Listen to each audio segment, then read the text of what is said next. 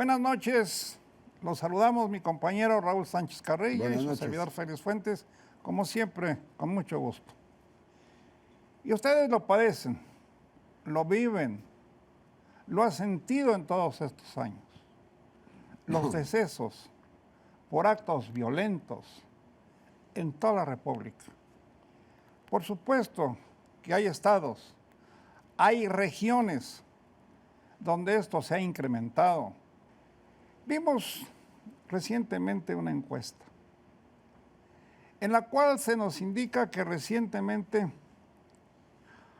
han muerto 20.762 personas por hechos de violencia. Y fíjense bien, de esos 20,000 y tantas personas, 18.293 correspondieron a hombres y 2.283 a mujeres. La diferencia es enorme, por supuesto. Y es lógico, los varones participan más, mucho más, en hechos delictivos, como es el narcotráfico, el narcomenudeo. Hay mujeres que también lo hacen, pero es en menor número. ¿Y qué ha pasado con esto? Como lo dice la feminista Marta Lamas, las mujeres duele que se les toque. Hay la clásica frase, y nosotros la compartimos, de que a una dama, a una mujer, no se le debe tocar ni con el pétalo de una rosa. Pero infortunadamente, muchas de ellas han sido víctimas o de narcotraficantes o por relaciones pasionales, como los vimos, Raúl, recientemente en los casos de Puebla, de Ecatepec y de otras entidades. Hay individuos que tal vez por el efecto de las drogas, por el efecto del alcohol, se ensañan con sus parejas y las ultiman, aunque no tengan razón, nunca es justificable ningún homicidio, pero porque se les pega la gana bajo los efectos del alcohol o de las drogas. Lo que hemos visto con los ultiman. feminicidios recientes, una cosa que ha alterado mucho a la sociedad, tiene que ver con jovencitas que han sido víctimas de sujetos, por cierto, algunos ya detenidos o vinculados a proceso, que abusaron de ellas y las asesinaron de una manera muy sangrienta. Todo esto tiene que ver con que la encuesta nacional de victimización revela que el 85% de la población nacional tiene temor, vive con inseguridad. Y esto también tiene que ver con los hechos violentos de estas jovencitas Puebla, Estado de México, que de pronto desaparecen, hoy su cuerpo es encontrado en una carretera, o como ocurrió con una de ellas en el closet del novio, que la lleva ahí y la mata y la guarda en el closet. Hemos sabido de casos que estrujan realmente al ser humano por la forma en que han acabado con las vidas de mujeres jóvenes. Recientemente fuimos testigos de una manifestación de mujeres en el Monumento a la Revolución. Y escuchamos el grito de ni una más, ni una muerta más. Y estamos de acuerdo con eso, Raúl. Ojalá y que ya no hubiera una más.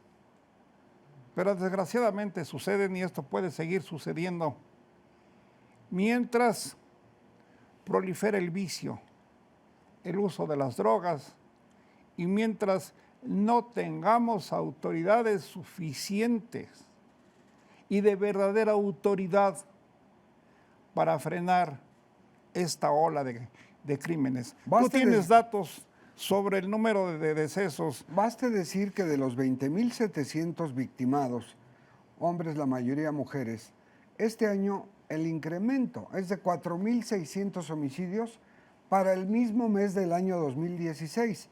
Esto revela que se ha incrementado la violencia un 23%.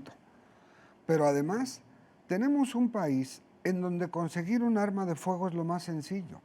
Si en Estados Unidos se las venden a quienes tienen el Social Security o el Seguro Social o la licencia siendo estadounidenses, aquí se encuentran armas del calibre que sea y sería necesario también lo que vivimos en otros tiempos, despistolización, una aplicación firme de la ley. Por más que la violencia se incremente, solo algo la apaga, el peso de la ley. ¿Qué quiere decir? Que quienes han victimado a una jovencita, a una mujer, etcétera, 60 años de cárcel y mostrarlos y exhibirlos. ¿De qué sirve que un asesino que esté confeso incluso sale con una línea negra en los ojos? Si usted lo reconoce, no se puede reconocer a alguien que no tiene el rostro descubierto. Esta es una tarea de Romanos. Tratar de impedir que penetren tantas armas a México como nos las están mandando los esbirros del insolente presidente de los Estados Unidos, el señor Trump, es una tarea de Romanos, digo, porque no tenemos autoridades suficientes para impedirlo. Y porque las armas proliferan a la vuelta de la esquina de nuestro país, como sucede en Estados Unidos. Es una tarea de Romanos igualmente frenar el consumo de las drogas en nuestro país.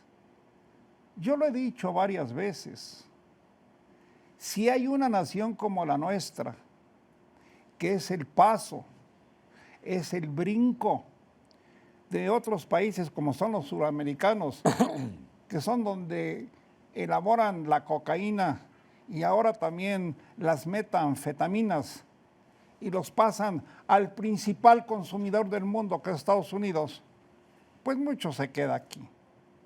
Todo lo que no se vende en nuestro vecino del norte se consume en México.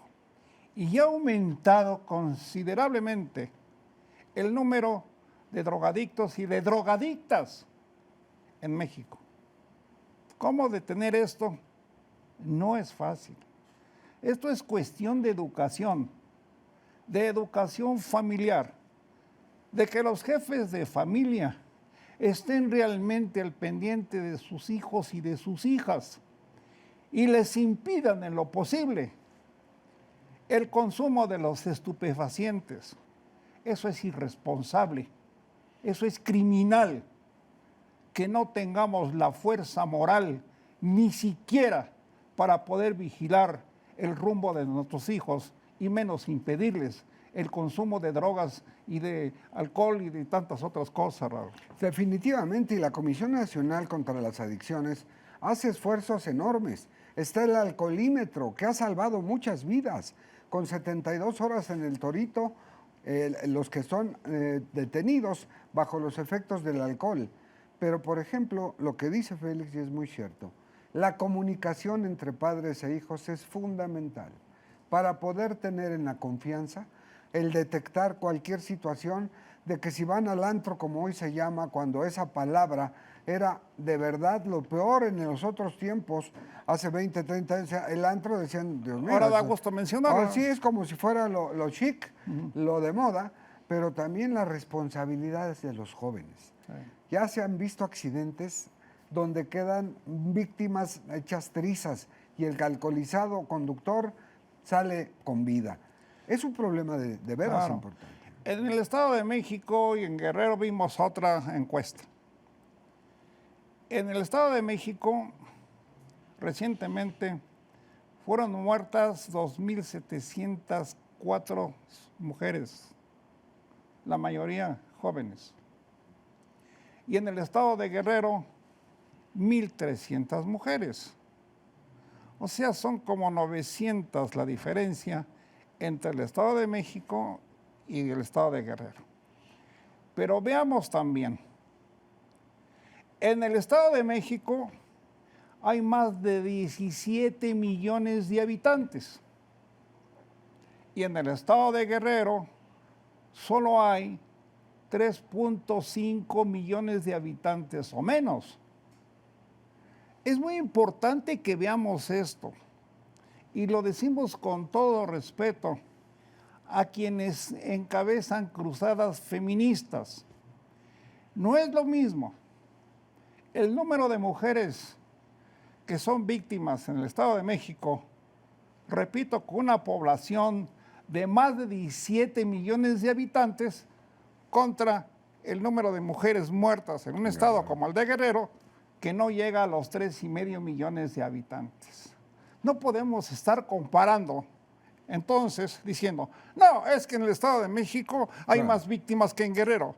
Pues claro que sí las hay, pero ¿por qué los hay? Porque la población entre una y la otra entidades es abismal. Así es, y además también poco se sabe de la aprehensión de delincuentes, porque la autoridad fundamentalmente, en cada estado, la policía de investigación, etcétera, se acabaron los tiempos de una delincuencia común, ya no existe. Todo es crimen organizado. ¿Por qué? Porque quien desvalija un coche y es detenido, llega a la delegación y hay un representante de los derechos humanos. Y ahí empieza la pesadilla de decirse víctima, que lo torturaron, que él no quitó los tapones, que él no arrancó los espejos, y así sucesivamente, para llegar a lo que, en la historia, una buena consignación es un auto de formal prisión. Y aquí no.